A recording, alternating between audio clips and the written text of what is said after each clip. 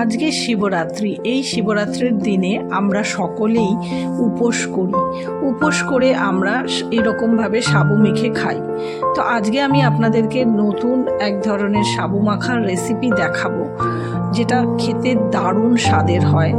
আপনারা এটা বাড়িতে একবার ট্রাই করে অবশ্যই দেখবেন। তো আমি এখানে সাবুটাকে ওভারনাইট রেখে দিয়েছিলাম ভিজিয়ে, সকালবেলায় ভালো করে ধুয়ে নিয়েছিলাম। কিছু ফ্রুটস নিয়েছি, আপনারা ইচ্ছে মতো আপনাদের ফ্রুটস দিতে পারেন। কিছু ড্রাই ফ্রুটস দিয়েছিলাম, আর সন্দেশ আর রসগোল্লা আর মিষ্টি দই দিয়েছিলাম।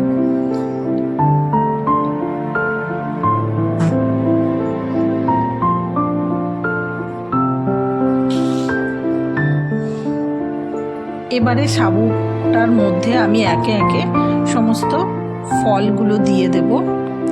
ফলগুলোকে আমি ছোট ছোট করে কেটে রেখে দিয়েছিলাম, এগুলোকে আমি এর মধ্যে দিয়ে দেব। আঙুরগুলোকে দেব, আঙুরগুলোকে আমি গোটা গোটাই দেব। আঙুরগুলোকে আমি কাটিনি, আপনারা চাইলে কেটেও দিতে পারেন। আমি গোটা গোটাই দিয়ে দিয়েছিলাম, আঙুরটা যেহেতু ছোট ছোট সেই জন্য আমি গোটাই দিয়েছি। আর আপেলগুলোকে আমি টুকরো টুকরো করে ছোট ছোট পিস করে কেটে নিয়েছিলাম। আর বেদানাগুলো ছাড়িয়ে রেখেছিলাম।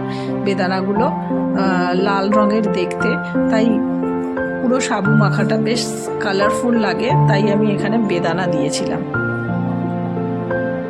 আপনারা আপনাদের ইচ্ছে মতো ফল দিতে পারবেন এর মধ্যে। কিছু ড্রাই ফ্রুটস দিয়েছিলাম, কাজু বাদাম, খেজুর, কিশমিশ, আলমন্ড দিয়েছিলাম। আপনারা আপনাদের ইচ্ছে মতো আরও ড্রাই ফ্রুটস দিতে পারেন।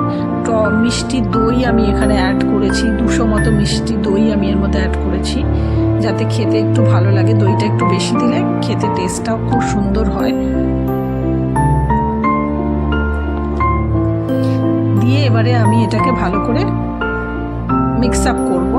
আর আমি কিছু মিষ্টি অ্যাড করেছিলাম, খুব বেশি আমি মিষ্টি দিইনি। সন্দেশ দিয়েছিলাম, কারণ সন্দেশটা মানে সাবু মাখার মধ্যে দিলে দারুণ স্বাদ লাগে, তাই আমি খুব বেশি মিষ্টি যাতে না হয় সেই জন্য অল্পই দিয়েছি। আর 2টো রসগোল্লা আমি এর মধ্যে দিয়েছিলাম।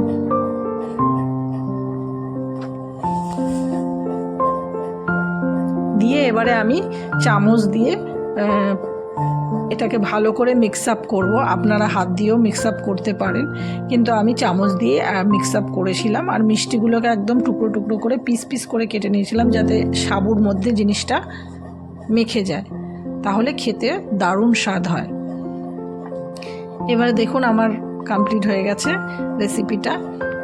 এবারে আমি সার্ভ করব। আপনাদের কীরকম লাগলো আমার এই রেসিপিটা অবশ্যই আপনারা কমেন্টে জানাবেন। আর ভালো লাগলে লাইক করে দেবেন আর শেয়ার করে দেবেন, যাতে সবাই আমার এই ভিডিওটা দেখতে পারে। তো কীরকম হয়েছে অবশ্যই আপনারা কিন্তু কমেন্টে জানাবেন। এবারে আমি এটাকে সার্ভ করব। দারুণ স্বাদ হয়েছিল, বাড়ির সকলেই খুবই প্রশংসা করেছিল খেয়ে।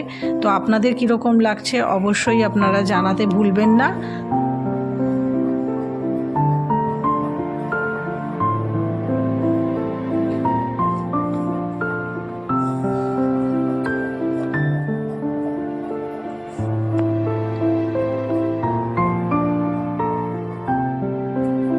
জাস্ট অসাধারণ দেখতে, দেখুন খুব সুন্দর লাগছে, আর খেতেও তেমন দারুণ স্বাদের হয়েছে। তো টাটা সকলকেই।